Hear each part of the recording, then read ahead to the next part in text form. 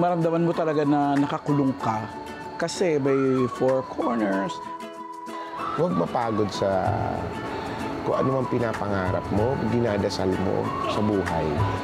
Huwag mainip.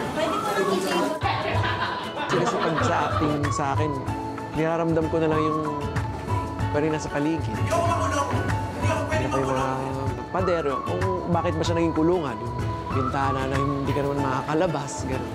Mga masikip na pintuan, gano'n. Panoorin natin lahat ang hinahandog namin ngayon after 5 years ng Lenten offering ng Eat Bulaga, mula Lunes Santo, Selda ng kahapon. Maraming salamat muli.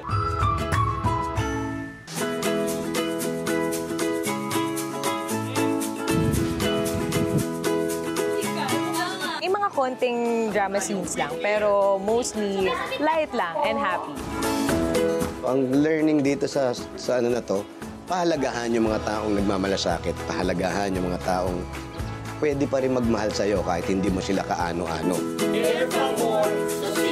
Abangan niyo po ang Love Thy Neighbor sa Martes Santo dito sa Lenten Special ng Eat Bulaga.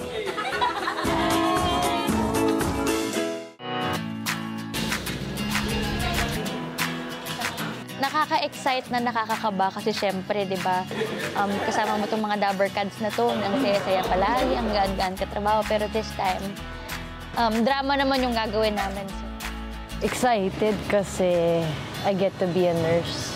I've always wondered what it would be like. I think it's a legitimate fear of everyone. Unang-una, ikaw yung makalimot ka sa mga magagandang nangyayari.